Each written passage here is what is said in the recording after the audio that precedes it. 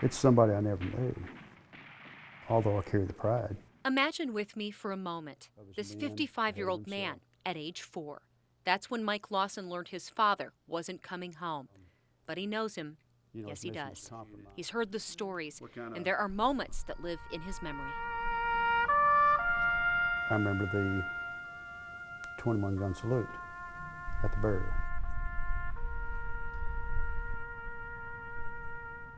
Hey! It's very difficult to think of what my dad faced and knew what the environment he was going to, and to get on a plane and fly into that known yet unknown situation. I can't imagine what strength it took. And had the prettiest blue eyes. Joyce remembers her husband clearly, even after all these years. A couple of my children have got his eyes. That was the last family photo we were able to take. Wow. Before he left. Mike and Lynn remember when their dad flew out from Paducah's Barkley Airport for Vietnam. What they didn't know is what Bill felt as he said goodbye to his family. I remember that when he left, he told me he wouldn't be coming back. He knew that he was going to get killed over there. And he was. Pictures show the Lawson family accepting awards Bill earned with his sacrifice.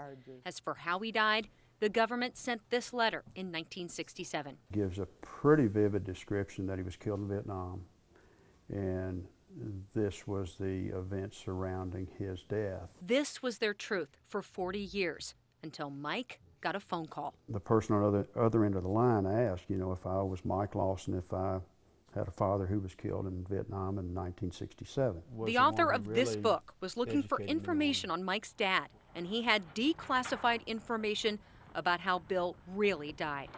Very different versions. Oh, very much so. Number one, he wasn't killed in Vietnam, he was killed in Laos.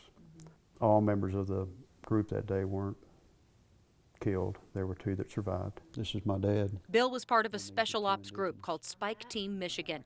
The group of U.S. and indigenous soldiers conducted secret missions into Laos. There's no identification markings on his uniform.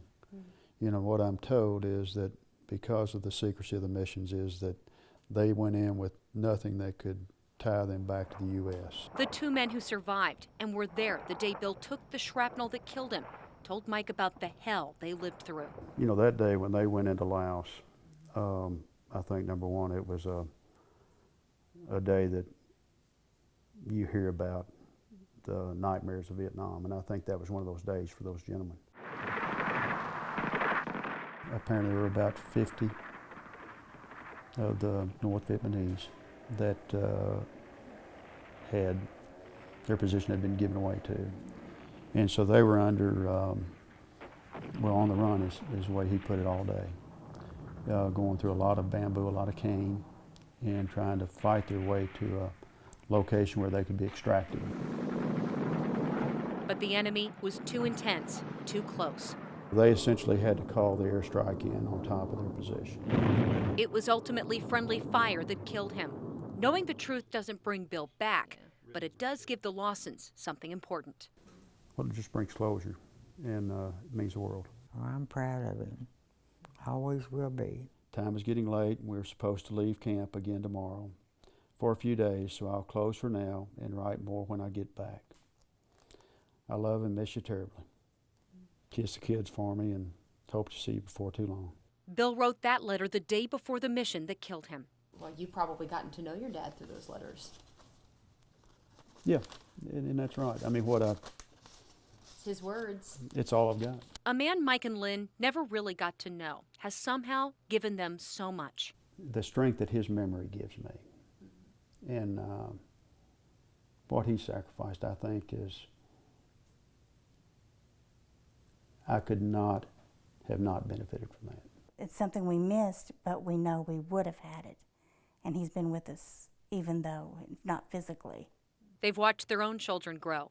Bill didn't get that chance, but there is meaning in the loss. And I've heard him say it once, that he was going to protect back here, protect all of us here. And when the wall that heals comes, with more than 58,000 names.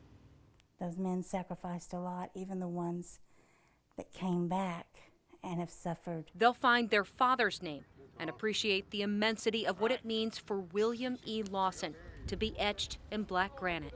Sacrifice, freedom, healing. That's what he died for, as so many others have. I mean, you can't take for granted